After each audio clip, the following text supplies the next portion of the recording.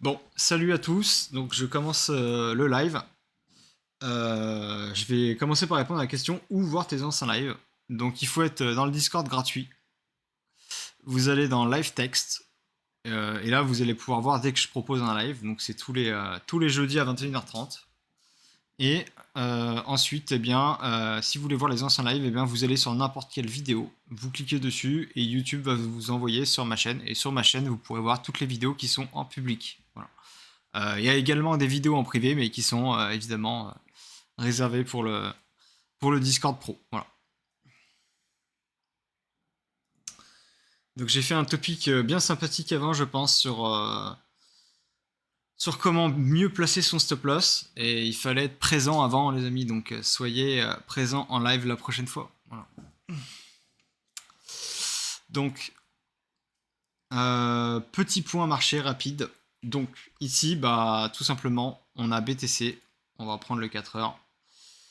On a BTC toujours qui se balade dans ces zones-là. Donc, ces zones-là, donc entre ici et là. Donc, ça, c'est les niveaux de douleur de tous ceux qui ont acheté le top de marché. Donc, ils sont tous là. Et les niveaux de douleur maximum, c'est ici. Mais là, ce sont encore des niveaux qui fonctionnent. Voilà. Donc là, pour l'instant, on est entre là et là. Et je suspecte que on ira rejoindre cette zone. Mais peut-être que je peux me tromper. En tout cas, pour l'instant, on n'a même pas buté sur celle-là. Et ensuite, si on rezoome, ici il y avait la news de la. C'était la Fed, je crois. Enfin, je sais plus ce que c'était. Non, là, c'était Grayscale. Et ici, on a énormément de gens qui ont refomo. Et donc là, ça nous redonne des zones. Voilà. Et là, on peut voir encore ici à quel point ça nous donne des zones hyper précises. Voilà. Je fais pas les règles, hein. Je joue avec. Voilà. Donc on prend cette dernière zone ici. Et en plaçant le Fibo dessus, ça nous donne le bottom exact. C'est magnifique. Voilà. Et maintenant, si on rezoome encore plus, on voit qu'ici, il y avait énormément de gens piégés. Et ça se voyait à l'Open Interest et à plein de trucs. On va regarder l'Open Interest juste après. Mais voilà, là, il y avait ici, entre là et ici, beaucoup de gens qui ont acheté le top de marché et qui étaient des gens qui étaient piégés dans le marché. Voilà. Et le marché va chercher à punir ces gens. Et pour punir ces gens, il va vouloir rejoindre leur zone de douleur maximum, c'est-à-dire le bas du Fibo ici. Voilà. Et qu'est-ce que le marché a fait? Eh bien, je vous laisse observer. Il a été juste les chercher avant de commencer un rebond. Donc voilà. Maintenant, une fois qu'il a fait ce rebond-là, bon, il a quand même des chances assez importantes de rejoindre ici. Et je pense que ici, je vais vouloir prendre des TP, honnêtement. Parce que le marché est pas très très sain. Et on va regarder pourquoi juste après, sur l'Open Interest. Donc, peut-être que là, il a déjà fini son rebond. Mais moi, je suis pas quand même qu'il va aller ici. Voilà. Au 26 840. C'est une zone importante. En plus, on peut voir que en 15 minutes, ici, voilà, il y a pas mal de EMA qui sont en train d'arriver, etc. Il y a celle-là aussi qui bloque un petit peu, donc peut-être qu'on va même s'arrêter juste ici. Mais je pense quand même qu'on va aller faire au moins une petite mèche ici avant de, pourquoi pas, eh bien, continuer à aller plus bas. Voilà. Il y a des zones qui sont intéressantes plus bas et on va essayer de les observer. Notamment, voilà, il y a vraiment des zones un peu extrêmes comme ici, les 25 200. Voilà, c'est une possibilité qu'on y retourne. On verra. Donc, quelles sont les choses qui m'intéressent ici? Donc là, on a Bitcoin. Ça, c'est son Open Interest. Donc, pour ceux qui ne connaissent pas l'Open Interest, je vous invite à taper sur Google Open Interest Captain Trading et vous aurez des formations. Je crois même que j'ai moi-même fait des formations complètes en live dessus, donc vous pouvez voir sur ma chaîne YouTube. Ici, qu'est-ce qu'on a? On a une hausse massive et délirante d'Open Interest. On ne sait même pas pourquoi, il y a 1 milliard d'Open Interest qui se crée. Donc là, 1 milliard d'Open Interest, je peux vous dire qu'il y en a des gens qui sont bloqués. Hein. Il y a des gens qui sont bloqués là-dedans. Et il y a eu un rebond, et ils sont toujours bloqués. C'est-à-dire qu'ils n'ont pas vendu, mais ils sont toujours bloqués dedans. Voilà. Et c'est comme ça que moi, derrière, je vais vouloir zoomer ici, et prendre, je crois que c'est cette zone-là, voilà, de là à là, le tracé, et ça nous donne, voilà, le bottom. Bon, là, il est pas aussi précis que sur mon graphe, comme je vous l'ai montré, hein, mais voilà, c'est quand même... Enfin si, je pense que du coup il est assez précis. C'est ça qu'on va chercher. Là, c'est l'endroit où il y a le plus de gens piégés. Donc les gens piégés, eh bien on les punit ici. Donc ça, c'est une utilisation. Moi, c'est comme ça que j'appelle mon Fibo. Je l'appelle le Fibo correctif. C'est le petit nom que je vais donner. Voilà. Et donc, là, on voit sur l'OpenInterest qu'il y a énormément de gens qui sont piégés. Et maintenant, on va dézoomer, on se remet en 1 heure. Je vais actualiser parce que ça a bugué, je pense. Et qu'est-ce qu'on voit là? On voit que là, on est au même niveau qu'ici. Là. Donc ici. Et là, regardez, qu'est-ce qu'on a? On a un OpenInterest plus haut de 350 millions. Donc ça veut dire que là, on est au même niveau, mais il y a encore 350 millions de gens qui sont en position et qui sont sous l'eau actuellement. Et qu'est-ce que va chercher à faire le marché? Je vais attendre de voir la réponse, voir s'il y en a qui suivent. Qu'est-ce que le marché va faire des 350 millions? Eh ben, il va les punir, en effet, voilà. C'est la bonne réponse. Voilà. Et c'est pas une certitude, mais d'une manière générale, quand le prix il est au même niveau et qu'on a plus d'open interest, eh ben le marché il va chercher à les punir, voilà. Parce que là, on est censé avoir au mieux moins d'open interest et au pire le même. Voilà. Si on est en dessous du pire, là on est dans le pire du pire, c'est-à-dire qu'on a un open interest supérieur, eh bien, à la zone d'avant. Donc on a beaucoup plus de gens qui sont dans le trade. C'est pas bon. Voilà. Nous, ce qu'on veut, c'est qu'il y ait moins de gens dans le trade. Pourquoi? Bah, tout simplement parce que tout le monde ne peut pas gagner sur les marchés. Et quand il y a quelqu'un qui gagne, il y a un autre perdant. Donc le but, c'est d'avoir le minimum de gagnants sur les marchés. Voilà. Et donc, s'il y a plus de gens dans le trade, là, on parle pas non plus de 20 millions, ce serait pas trop grave, on parle de 350 millions. Alors, c'est pas non plus 1 milliard, ok. Mais c'est quand même encore trop. C'est encore beaucoup trop. Et donc, il faut se méfier et les probabilités que on punisse un maximum de monde est assez importante. D'ailleurs, c'est vrai que même en le disant ça comme ça, j'avais même pas pensé à faire ça avant, mais l'endroit où il y a le plus de gens piégés, c'est tout là. Et donc on pourrait s'amuser à mettre le Fibo comme ça. Et ça nous mettrait des zones de douleur. Et là, une zone de douleur qui est loin mais existante, c'est 23 000. Bon. Je ne pense pas qu'on aille à 23 000, parce que c'est quand même vraiment très bas. Mais par contre, les 23 700, c'est une zone qui me plaise. Voilà. Pourquoi? Parce que sur mon graphe long terme de BTC, j'ai toujours cette zone qui me regarde. Voilà. Et c'est les 24 000 en fait. Avec également peut-être celle-là. Bon voilà. Enfin en gros voilà. Les 24 000 et un petit peu plus bas. Ça c'est une zone qui pour moi est cachée. C'est que très peu de gens ont conscience de cette zone. En plus de ça, ce serait sous un creux. Donc on va nous dire, bah oui, on casse la structure. Ok, oui, on casse la structure. Mais la structure est déjà cassée en fait. Là, on est déjà en tendance baissière. C'est pas moi qui le dis, c'est purement le marché. Voilà, donc là, on était en tendance haussière. Voilà, tendance haussière. Et là, qu'est-ce qu'on a? On a un creux inférieur au précédent et un sommet inférieur au précédent. Donc déjà, là, on est en tendance baissière. Et dès qu'on casse ici, on est en tendance baissière. Voilà. Encore qu'en daily, bon, ça pourrait se discuter, mais on va dire sur les unités de temps importantes, en 3D, c'est validé. Voilà. Parce qu'en daily, ici, ça se retourne un peu. Enfin bon, bref, mais si on se met en 3D, en tout cas, c'est complètement validé. Et là, en 3D, ici, il n'y a eu aucun changement actuellement. Le changement, il ne pourra se faire que si jamais on fait un bottom, genre par exemple plus bas, genre ici, et qu'après on repart plus haut ici. Voilà. Mais là, on est toujours baissier.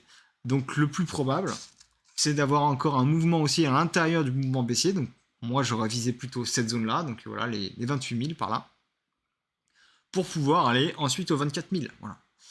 Et ça ferait voilà, du coup ça. Voilà. On aille là et ensuite pourquoi pas voilà qu'on fasse un petit rebond là-dessus et qu'on vienne ici. Et ensuite qu'est-ce qu'on va faire ici? Bah je n'en sais rien. Franchement je ne sais pas. J'aviserai mais je pense que le plus probable c'est que ici on ait quand même un rebond. Voilà. En plus, ça pourrait être un très bon moyen, par exemple ici, voilà, de retourner dans ce range-là. Voilà. Et après, pourquoi pas, bah là, pourquoi pas casser et aller ici. Je n'en sais rien. Voilà. Mais En tout cas, déjà, même si on fait ça, c'est une press action qui va mettre du temps, et peut-être que lui, il sera pas là, mais là, on en aurait quand même à faire pour... Si ça se dessine, on en a à faire pour 3 à 4 mois, là. Voilà. Ce n'est qu'une estimation. Peut-être que ça n'arrivera jamais, hein, mais voilà, c'est une possibilité. Et la probabilité d'avoir encore une continuation de range est existante, mais on peut aussi, très bien, à partir d'ici, instantanément casser, elle est là. Je pense qu'il y aura au minimum un rebond là. Franchement, c'est quand même extrêmement probable. Et pour la suite, je ne sais pas. Après qu'on soit là, franchement, je ne sais pas du tout ce qui va se passer. Mais le rebond sur les 24 000, pour moi, me paraît extrêmement important. Voilà, c'est une zone extrêmement importante, donc pour moi, c'est quasiment sûr qu'on aura un rebond. Même si d'abord on fait une mèche à 23 500. Voilà, ça veut pas dire que voilà, c'est ce que je disais tout à l'heure, c'est que si tu colles ton SL, bah ça se trouve, tu vas te retrouver perdant. Alors que en réalité, le rebond à 24 000 il a eu lieu, mais tu as eu une mèche à 23 500. Donc si tu as ton SL à 23 600, bah t'es mort quoi. Donc voilà. Pour l'instant, le marché, il est toujours faible. Et n'oubliez pas que pour l'instant, il n'y a aucun vrai signe de force. Voilà. Dès qu'on a une soi-disant bonne news, voilà, même si moi je trouve que c'était un peu surcoté ça, bah, c'est instantanément ravalé. C'est-à-dire qu'on a même été encore plus bas qu'avant. Donc voilà, là on a été encore plus bas qu'avant. Toutes les bonnes news sont instantanément ravalées. Ça, c'est d'un point de vue macro trading, c'est extrêmement mauvais. Voilà.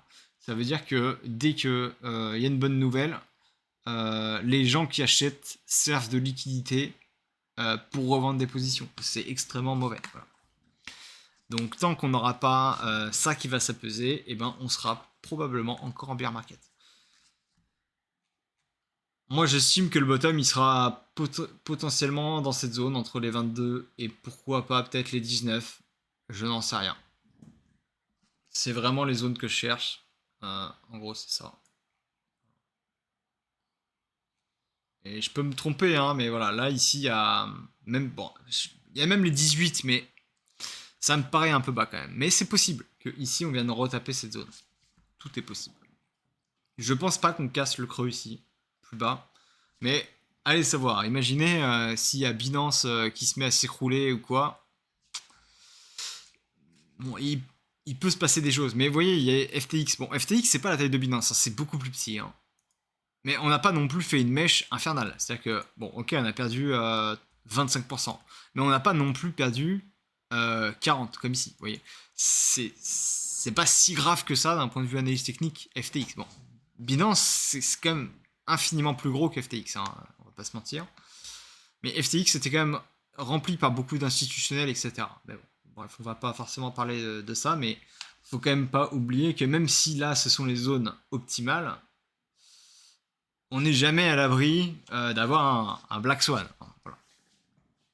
Voilà, si un jour la justice nous force Binance à faire les comptes et qu'on s'aperçoit qu'ils sont insolvables, eh ben, adviendra ce qui peut advenir. Voilà.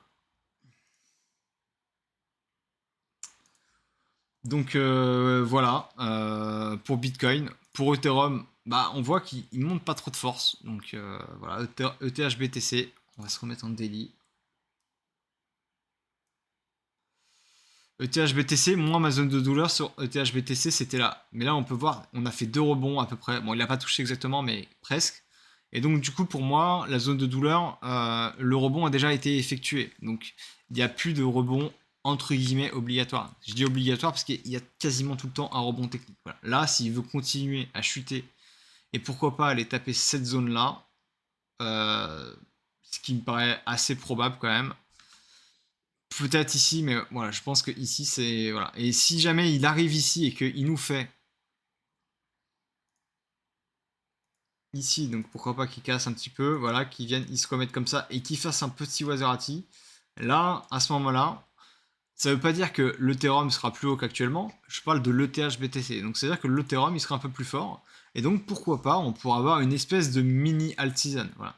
C'est ça qu'on va vouloir chercher pour avoir une espèce d'alt-season. C'est exactement ça. C'est quand on va arriver sur une zone pivot qui est clé. Donc moi ça c'est la mienne, hein. Après il peut y en avoir d'autres.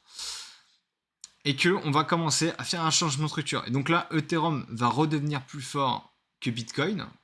Et à ce moment-là, on va avoir Ethereum qui va surperformer et on va avoir les altcoins qui vont aussi surperformer. Mais tant que ce n'est pas le cas, écoutez, les altcoins pour l'instant, moi j'en ai une poignée et je fais très attention à ce que j'ai. Les seuls altcoins que j'ai BNB. Pourquoi? J'aime pas particulièrement Binance, hein. Et je pense que le truc il va mal finir. Mais tout le monde est baissier sur BNB. Il y a une quantité de shorts sur BNB qui est excessive. Euh, il y a énormément de gens qui font du FUD, etc. Ce qui est pas forcément faux en soi, j'en sais rien. Mais pour l'instant, ça reste à l'état de FUD, puisqu'il n'y a toujours pas de preuves. Et vu qu'il y a énormément de gens qui sont short, bah, je me dis, bon, bah, puisqu'il y a beaucoup de gens short, en plus, moi, on est sur ma zone, hein, ça, c'est ma zone préférée. Je me dis, bon, la probabilité pour qu'on vienne au moins chercher cette zone, pour rect les shorts, est quand même assez importante. Voilà. Donc, moi, je pars du principe que j'ai un trade qui ressemble, je sais plus exactement où est mon SL. Voilà. J'ai un trade qui ressemble un petit peu à ça, en gros, voilà, qui vient là, et avec un SL, quelque chose comme ça, voilà. Et je crois même que j'ai un autre ordre qui traîne ici si jamais on a une mèche. Mais bon, je pense qu'il faudrait que je l'enlève parce que là, on a déjà tapé et on n'est pas censé vraiment aller beaucoup plus bas que ça. C'est pas très bon quand même. J'ai un trade sur BNB, j'ai un trade sur Solana. Pourquoi? Parce que Solana, si on regarde Solana en daily, eh bien, c'est un des seuls actifs qui est aussi en daily. Bon, en daily peut-être pas, mais en 3D, voilà. Et ça, c'est bien. Une première vague avec un sommet ici, un creux plus haut que le précédent, un sommet plus haut que le précédent. Euh, Ça, c'est extrêmement qualitatif comme setup. Et donc, en général, il y a 3 vagues. Donc, une vague, 2 vagues. Bah, il n'y a pas eu la troisième. Donc, moi, je m'attends à ce qu'il y ait une troisième vague. Vous voyez, en plus, là, c'est sur ma zone voilà, du Cibo. Donc, je m'attends à une troisième vague. Alors, où va aller la troisième vague? Je n'en sais rien. Si elle arrive là, déjà, ce sera très bien. Si je me mets en daily, j'ai Maema ici qui devrait redescendre. Pourquoi pas par là. Donc, la zone des 40. Voilà. Moi, j'ai un trade comme ça. Et honnêtement, mon SL, il était pas très loin. Pour le coup, là, je l'avais un petit peu collé. Il était pas très loin d'ici. Je crois que je suis à 6,9. Enfin, voilà, je suis pas très très loin du bottom. Je me dis, voilà, si on a une troisième vague, eh bien, ce serait une très belle zone pour vendre ici. Mais aussi, je vais prendre un TP là à 32. Parce qu'on n'est jamais à l'abri d'un double top, hein, surtout avec un marché un peu chaotique là. Et l'autre EMA qui arrive ici. J'ai Solana, j'ai j'ai RNDR là.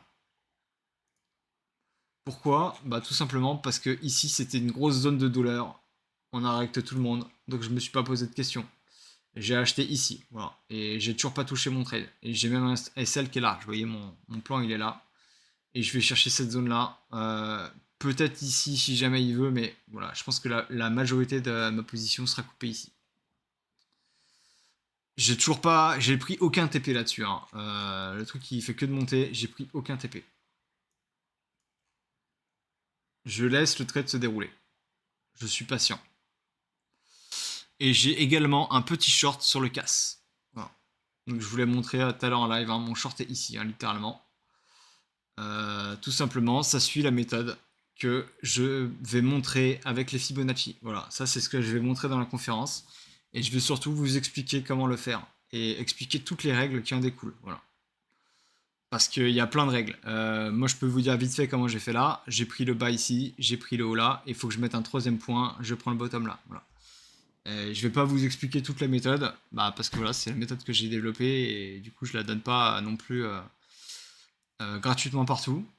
Voilà, et c'est quand même des mois et des mois d'observation. Mais voilà, en tout cas, ici j'avais un TP ici. Voilà. Enfin, un TP, une entrée short ici. Voilà. Et sur les traits rouges qui y a juste au-dessus, parce que mon SL est ici, je me suis laissé un peu de place. Je me dis, ok, si jamais on remonte au-dessus, parce que vous voyez, des fois ça arrive hein, qu'il y ait des petits excès au-dessus. Si jamais on revient chercher au-dessus, eh bien j'ai d'autres ordres limites pour revendre. J'en ai un ici que j'ai pas noté, un là et un là. Donc voilà. Le but maintenant, c'est d'aller chercher cette zone-là. Et je vais quand même prendre un petit TP là, un TP moyen là et un gros TP là. Voilà. Et peut-être que je laisserai un petit runner, peut-être 10% ici par exemple. Voilà, on verra. Ou peut-être même que je laisserai un petit runner, même qui peut aller même beaucoup plus bas, hein. Peut-être qu'on pourrait commencer à casser la tendance, mais pour l'instant, la tendance long terme reste quand même haussière. Donc voilà, là on a quand même à faire un swing fail pattern, c'est-à-dire que ici on avait un top, on a pris les liquidités au-dessus et on a ravalé. Ça, c'est un setup extrêmement baissier, hein. Donc potentiellement, on peut faire un double top et aller rechercher des niveaux beaucoup plus bas. Le truc, il a littéralement... Ah oui, j'avais... ok, j'avais même pas vu qu'il avait fait autant. Il a fait x28. On est dans un bear market, le truc fait x28. À un moment, la probabilité que le truc prenne moins 75%, moins 64% est extrêmement élevé. Voilà. Est-ce que j'ai envie d'aller chercher les moins 90%? Peut-être pas. Voilà. Parce qu'à un moment, voilà, je suis en short. Le short, c'est risqué. Mathématiquement, c'est quand même assez mauvais, hein. C'est-à-dire qu'entre ici et là, au maximum, je gagne 91%. Je fais ça dans l'autre sens. Je fais x10. Voilà, vous comprenez maintenant pourquoi les maths, elles sont contre les shorts ou pas? Tout simplement, quand on est short, on gagne beaucoup moins. Mais moi, j'aime bien shorter parce que c'est précis, c'est beau, et ça marche bien sur certains setups. C'est plus facile pour moi de rentrer là que de rentrer ici. On va pas se mentir. Là, c'est plus compliqué de rentrer là. C'est plus compliqué d'attraper la tendance. Par contre, avoir le top, c'est plus simple, je trouve. Pour moi, c'est plus simple. Mais par contre, mathématiquement, c'est beaucoup plus mauvais. Voilà, entre ici et le top, là, on est à x9. Et là, au max, eh ben, on gagne 90%. Voilà. On gagne même pas x1, on gagne x09. Et c'est si on arrive à vendre vraiment au bottom. Voilà. Donc comprenez que les maths, elles sont contre vous quand vous êtes short. C'est très important de comprendre ça, hein. Donc quand on joue sur 10%, c'est pas grave, hein. Même 20%, allez, ça va. Parce que sur 20%, est-ce qu'il y a 20% là? Voilà, il y a 20% là. Là, on prend 20% à la hausse. Bon, ça va. Et à la baisse, on a 16%. Donc là, on perd 4%. Bon, c'est pas rien, mais c'est pas trop grave. Et si on fait 10%, c'est que dalle. C'est que 10%, voilà, ça fait à peu près ça. Et là, on a 9 et quelques pourcents, 9,5. Donc là, on perd quasiment rien. Voilà. Mais à partir des 30, des 40, là, on commence à perdre vraiment beaucoup. Et au-dessus, ça devient vraiment énorme. Voilà. C'est-à-dire que quand on perd 90%, il faut faire x10 pour récupérer notre mise. Si jamais on passe de 100 à 10, eh bien, pour repasser de 10 à 100, il faut faire x10. Voilà. Donc c'est pour ça que shorter, c'est compliqué. Donc voilà. Même plan sur la dernière, ça fait plus de 10 jours. T'as eu casse très très au top, chapeau. Ouais. Et ouais, bah c'est la méthode des Fibo, hein, donc voilà. Je peux même remontrer un peu juste pour me la péter, hein. Hop là. 53,9. C'est vraiment, vraiment le top, quoi. Je sais même pas si c'est pas le haut de la mèche en 3 minutes. Ah non, je crois qu'il arrange un petit peu. J'ai quand même été en négatif pendant 3 minutes, voilà.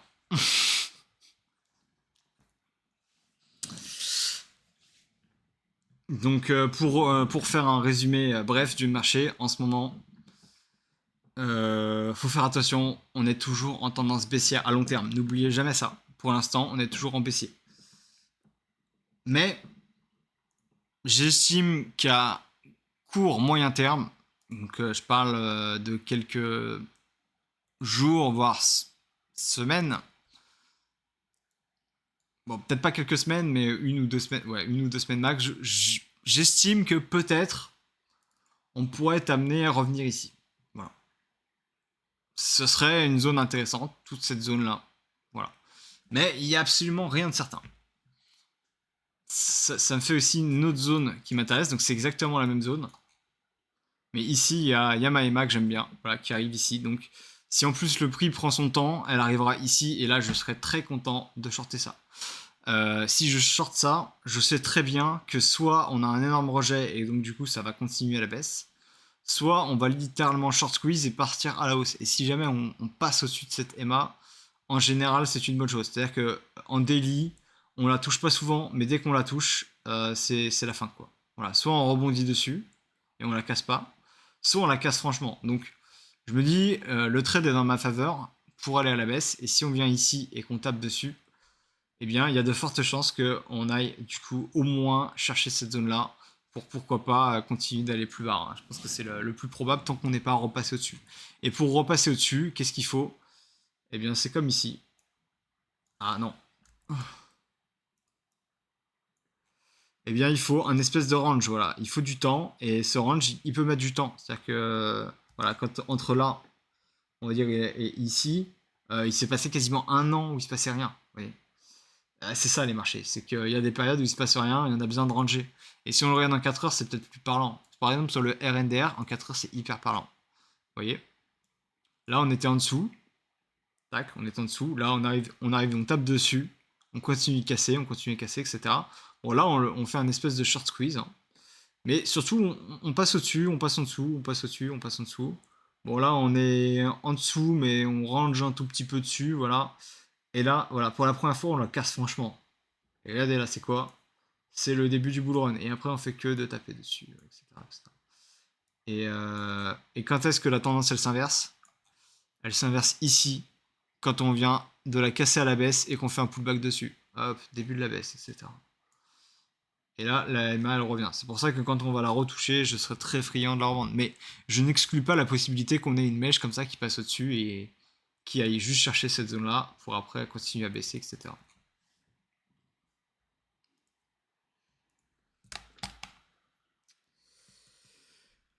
Donc voilà, est-ce que vous avez d'autres questions ou pas?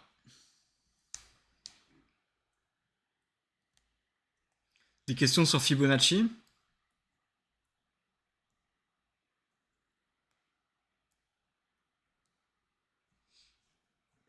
En tout cas, voilà, moi, ça fait combien de temps que je m'intéresse à Fibo? J'ai commencé à le découvrir. Je ne l'ai pas découvert tout de suite, hein, Fibonacci, hein. J'ai dû le découvrir, je sais pas, dans ces zones-là, hein, enfin, assez tard, ou peut-être ouais, peut-être par là. Mais là, je m'en servais pas vraiment très très bien. J'observais. Mais j'ai commencé à vraiment l'utiliser de mieux en mieux, on va dire, dans cette zone-là. Là, je commençais à observer des choses pas mal.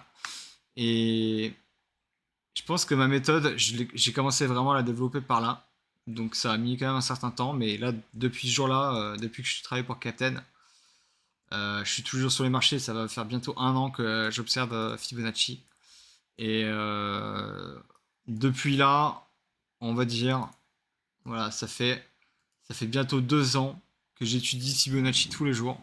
Quand je vous dis tous les jours, c'est vraiment tous les jours et que je teste des trucs dessus tout le temps. Et voilà, je vais dévoiler la méthode à la conférence. Je l'ai jamais vraiment détaillé à fond en public, voilà. Parce que bah, c'est ma méthode, je veux pas non plus la partager partout.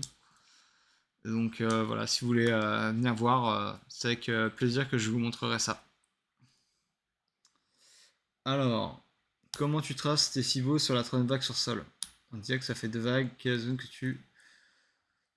Bah, c'est compliqué de savoir parce que pour l'instant, il n'y a pas encore forcément beaucoup d'infos. Euh, J'en avais essayé de tracer une ici, mais c'est pas fiable. C'est pas fiable. On va essayer. Je vais voir si tu peux trouver quelque chose, mais parce que là, il y en a un là, mais celui-là, je pense qu'il a donné là. On va regarder ce qu'il a donné, hein. Tac, tac. Voilà. Bon, il a donné ici, hein. Voilà. Rien de, rien d'extraordinaire. D'ailleurs, ici, ce serait une très belle zone pour un bottom, mais je pense pas qu'on aura ce double bottom, hein. Je pense que là, c'est déjà le bottom. Hop. Je pense que ici, si on le retrace, on l'a aussi.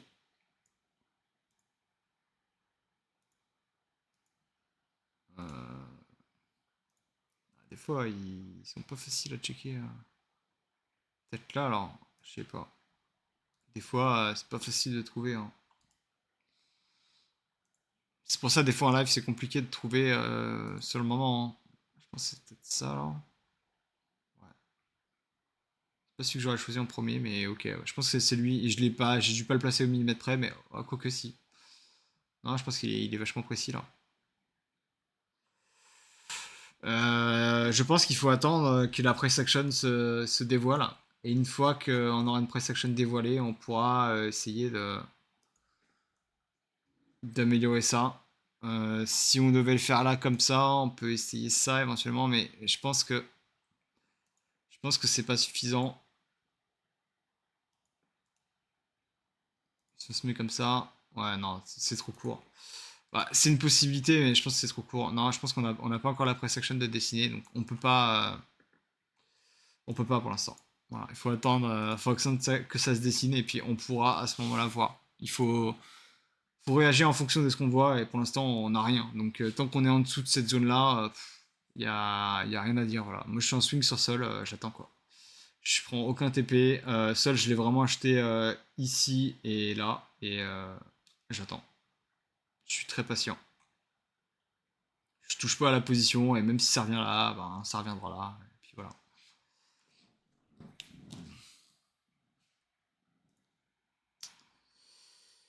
Est-ce que ça répond à ta question? Mais je pense que oui, mais je peux pas répondre plus parce que je sais pas plus. Pour l'instant, je suis un simple observateur et quand on en saura plus, je serais ravi de pouvoir répondre à cette question.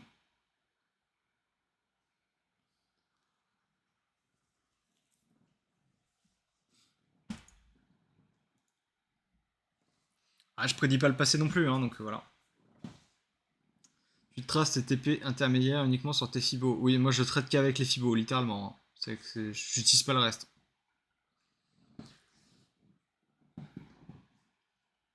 J'utilise 100% fibo.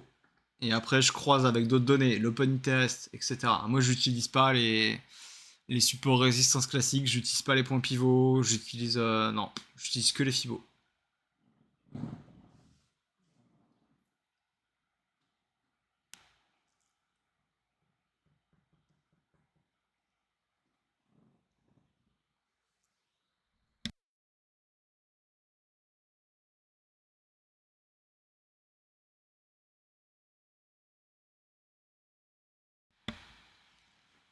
J'utilise les niveaux classiques de fibo.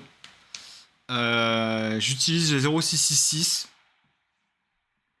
Sinon, c'est un fibo classique inter. Je l'ai pas touché mon fibo, hein. C'est juste que je l'ai des fois légèrement customisé pour ne pas avoir des fois les chiffres ici. Tu vois, par exemple sur Ethereum. Tu vois, bon là il y a les chiffres, mais là tu vois, il n'y a pas les chiffres parce que ça prend moins de place et que je les connais, tu vois. J'ai pas besoin que ça me prenne le graphique là et que ça c'est chiant, tu vois. Donc souvent je les enlève. Si tu veux les enlever, tu double-cliques dessus et tu enlèves prix et niveau, tu vois. Hop, voilà.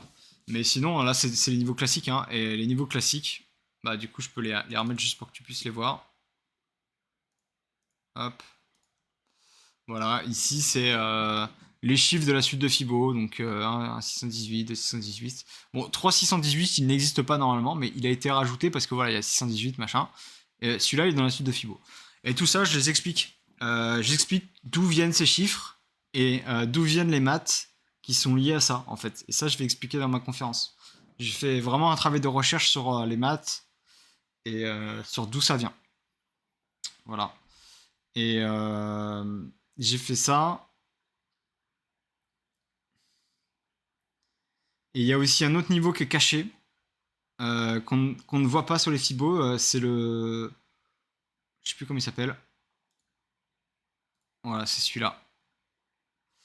C'est le 0,146. Et regardez à quel point il est précis, 0,146. Voilà, ça c'est un niveau qui est caché. Voilà. Il est caché et pourtant il fonctionne, il existe. Donc voilà. Et ça fonctionne partout, hein. C'est pas que sur Bitcoin ou quoi, c'est partout. Ah, tiens, qu'est-ce qui vient de m'arriver? Je viens de me faire fil.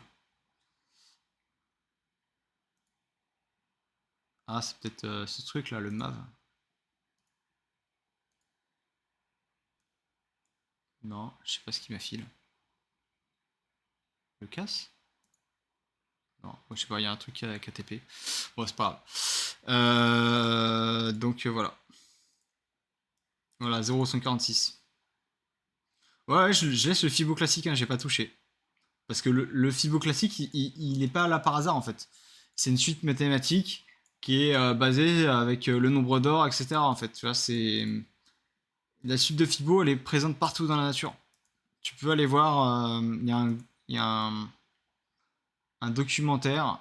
Voilà, c'est ça, c'est vraiment très bien fait. C'est fait par National Geographic. Il explique justement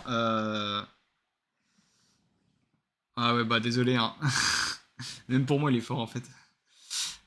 Il explique vraiment comme quoi la suite de Fibonacci, c'est là partout dans la nature en fait. Et c'est super intéressant.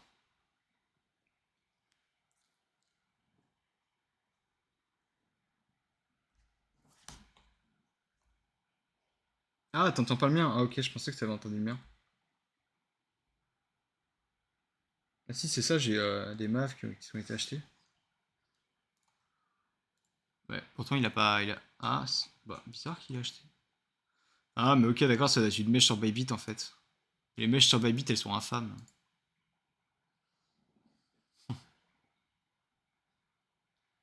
Enfin bon, voilà. Du coup, si vous avez deux trois questions, sinon j'ai fini. Je réponds aux questions et voilà.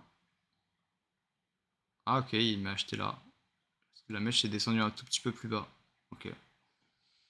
Bon, on verra, hein. Ça, c'est le plan de la newsletter pro. Je pense qu'il est intéressant. Maintenant, on verra. Et moi, j'ai un SL vachement large, hein, tu vois. Avant, franchement, quand j'aurais commencé, j'aurais mis mon SL genre là, ici, ou là, tu vois.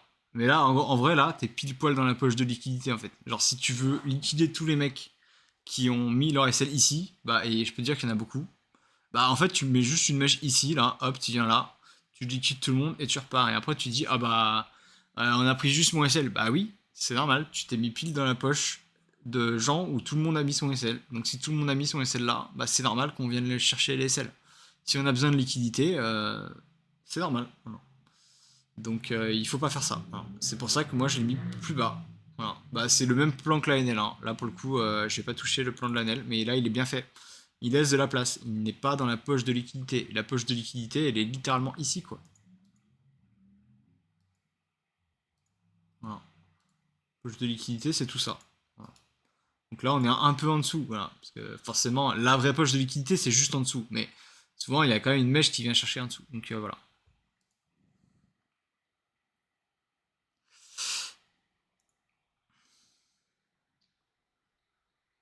Alors, on dirait qu'on a eu le top sur sol en le traçant comme ça.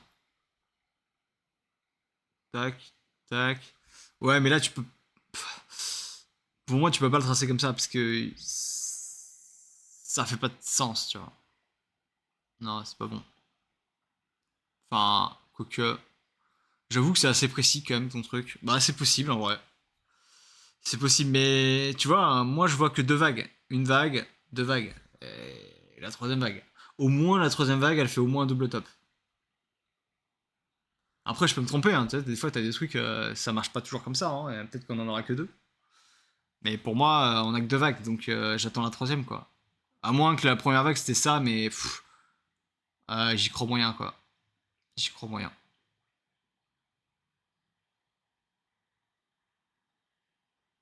Tout est possible, hein. Ouais, c'est précis, hein. Non, c'est clair, c'est clair.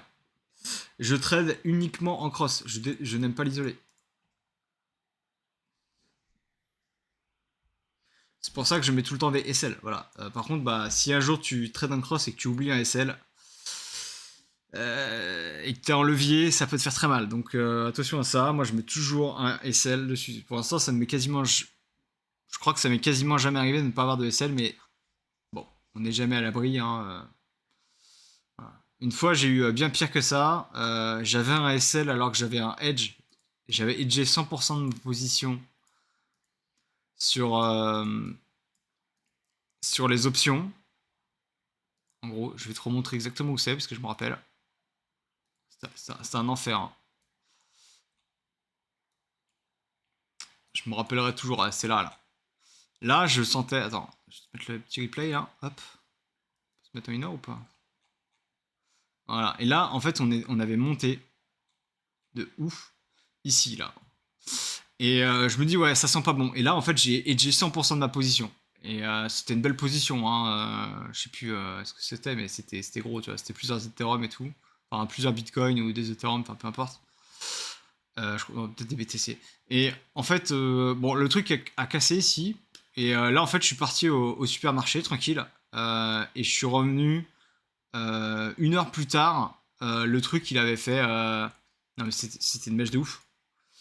Il avait fait 15% en 15 minutes. Enfin, n'importe quoi. Enfin, un délire, quoi.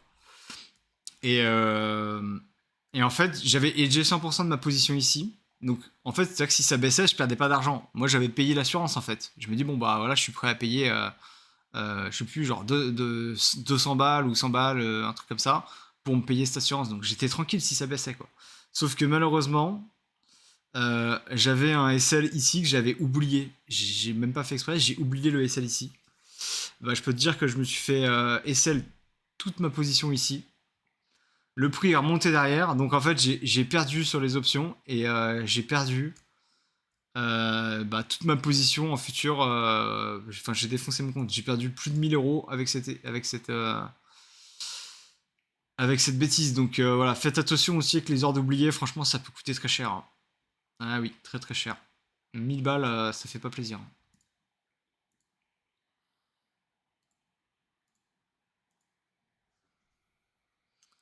Pas oui, le SL c'est tout. Voilà. Bah en fait, ça veut rien dire, c'est pas conseillé si tu veux. C'est beaucoup plus pratique. Et pour moi, l'isolé, après, je suis un peu biaisé là-dessus, hein. Peut-être qu'il y en a d'autres qui utilisent l'isolé bien. Et pour moi, l'isolé, c'est bien si jamais tu joues la liquidation. Tu vois, parce que t'as plein de gens, ils rentrent, ils disent, bon, bah, je peux perdre 10% sur ce trade, bah voilà, je me mets levier 10 et je pose un isolé, je mets pas de SL. Euh, ou alors, si jamais tu oublies de mettre des SL parce que t'es maladroit, bon, là, ok, bon, là, ça fait du sens. Mais si tu oublies pas de mettre ton SL, bah, c'est juste beaucoup moins ennuyeux et bien de trader en cross en fait. Tout est plus simple. Voilà. Euh, faut juste savoir qu'à chaque fois que tu te fais liquider, tu perds 1 ou 2%. Tu vois, c'est. Alors tu vas me dire que tu es en levier, donc 1% ou 2% sur 30 balles que tu as mis en x10, donc c'est en 300 balles.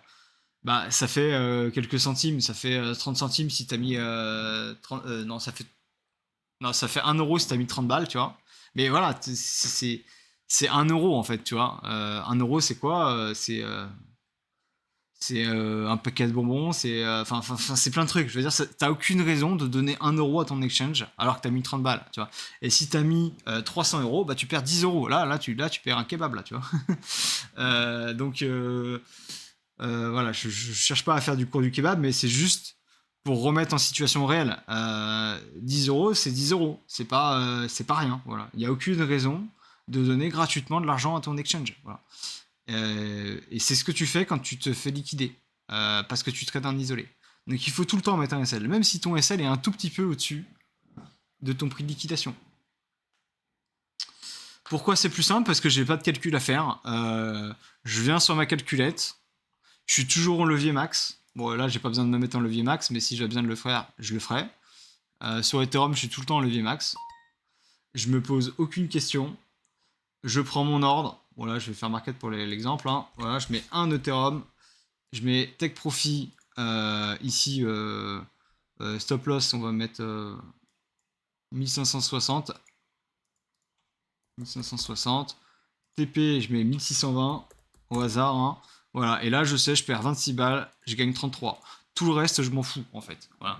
C'est-à-dire que la quantité du levier, là que j'ai un PNL de moins 200% ou que j'ai un PNL de 30%, ça m'importe absolument peu en fait. Ce qui compte, c'est à la fin combien je perds et combien je gagne.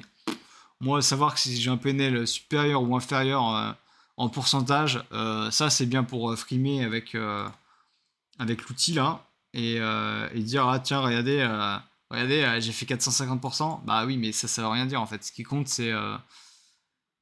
c'est combien tu as mis de levier en fait. Enfin pas combien tu as mis de levier mais combien tu perds et combien tu gagnes. Tout le reste ça n'a quasiment aucune importance. Tu vois genre d'ailleurs je crois que je peux même attends RNDR est-ce que je peux monter de levier ou pas juste pour rigoler. Non je peux pas. Mais il y a des actifs. Tu vois, le casse. Tu vois, là, le casse, je suis à 123%. 124. Et ben, regarde. Hop, d'un coup. Ah, bah, c'est marrant. Regarde, je suis à 300%. Ah, là, je peux me la péter, j'ai fait 300%. Donc voilà, ça sert à rien, en fait. Voilà. Tout ce qui compte, c'est combien tu vas perdre, combien tu vas gagner. Le PNL en pourcent, sachant qu'il est multiplié par le levier, ça vaut rien. Voilà. C'est cool pour se marrer, mais ça ne vaut rien. Si le levier n'est pas affiché. C'est-à-dire que si le levier est affiché, ça va. Bon, là, il est affiché, donc tu sais que faut que tu divises par 25. Voilà. Donc là, ça fait quasiment un peu plus de 10%, c'est bien, tu vois, déjà. Là, tu sais, ok, là, j'ai gagné 12%. Voilà, c'est ça que ça veut dire. Sauf que 12%, il te l'écrit 300%, parce que tu es en levier x25.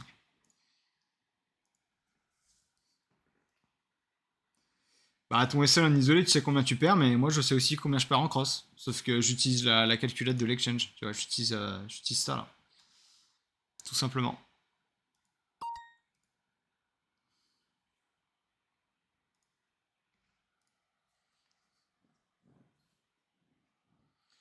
Tu comprends pas la différence? Bah, c'est que toi, à chaque fois que tu vas placer un trade, euh, bah, tu vas être peut-être embêté par la marge, tu vas être bloqué parce que si tu es à moins de 100%, ton levier il est pas bon. Tu vois, tu peux pas être à moins de 100% sur de l'isolé, ou alors tu es obligé d'appuyer sur ajouter de la marge, etc.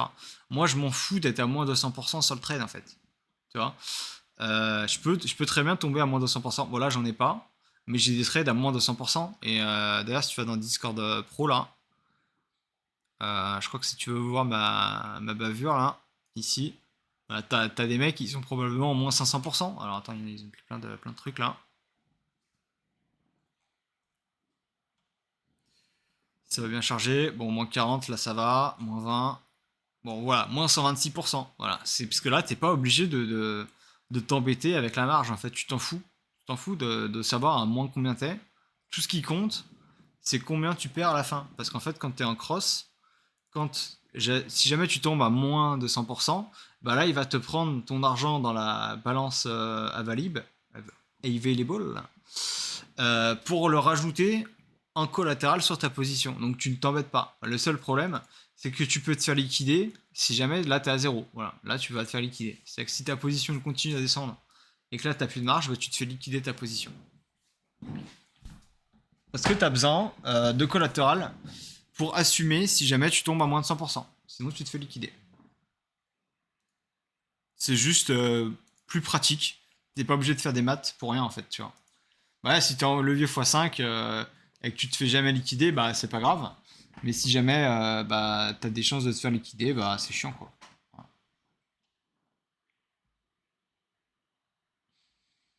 De cette façon-là, tu te fais jamais liquider un cross. Ou alors tu te fais liquider ton compte complet quoi. C'est autre chose. Ou alors si jamais t'as trop de positions en cours, comme je t'ai dit, et que t'as plus d'argent dans la caisse, bah là tu vas avoir quelques positions de temps en temps qui vont sauter parce que dès qu'elles vont passer en négatif, eh bien, tu n'auras plus d'argent à rajouter sur cette position, même si tu as encore beaucoup d'argent sur ton compte, en fait. Et ça, c'est un petit peu. C'était pas comme ça sur FTX, c'est comme ça sur Bybit. C'est-à-dire que si jamais je prends une énorme position, tu vois, regarde, par exemple, je peux même le faire pour l'exemple. Euh, Si, imaginons, je mets un ordre à 1548, voilà, et que là, je mets le max. Donc, le max, là, j'ai le droit d'avoir 24 ETH. Tu vois, je fais buy. Bah là, tu vois, j'ai 11 balles dans ma balance. Donc c'est vraiment pas beaucoup. Et si jamais, eh bien, les positions commencent à perdre de la valeur, et que là je passe sous les zéros, eh bien je peux avoir des positions qui vont se faire liquider. Voilà, c'est possible. Donc ça, faut le savoir. Mais elles vont se faire liquider que si elles tombent sous les moins 100% en fait. Sinon, elles vont pas se faire liquider. Parce que déjà, là-dedans, quand tu prends une position, que ce soit en cross ou en isolé, t'as déjà 47 balles qui est mobilisée. Donc tant que t'es pas à moins de 47, bah t'as aucun risque de liquidation. Par contre, si tu tombes sous les moins de 47 ici, eh bien là, il va piocher ton argent là-dedans. Voilà. Bon, je vais essayer de ne pas oublier d'enlever ça.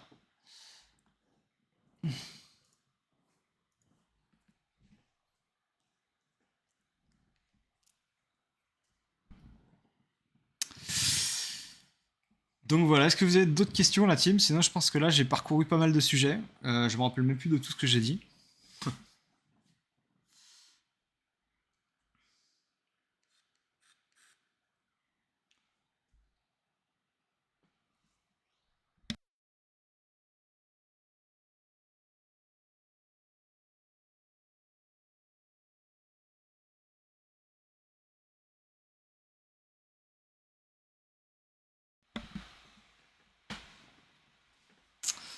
Ouais, bah bonne soirée à vous tous. Ouais.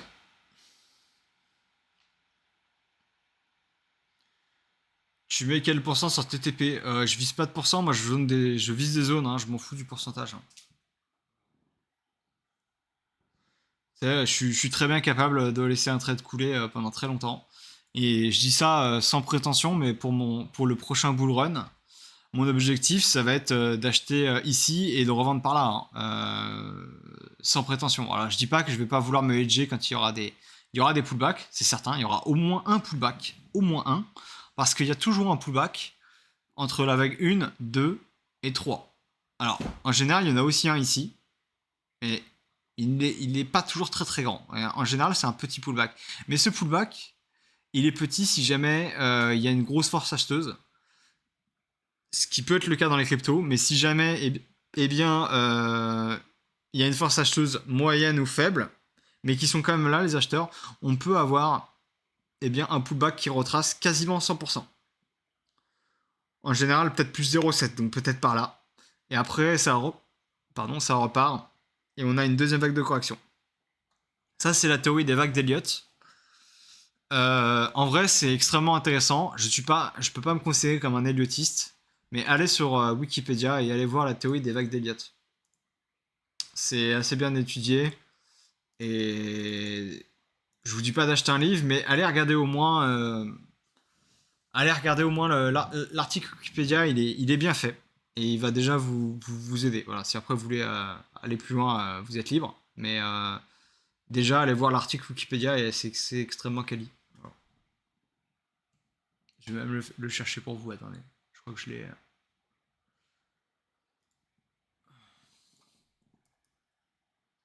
Théorie avec Deliat. Voilà, il est là.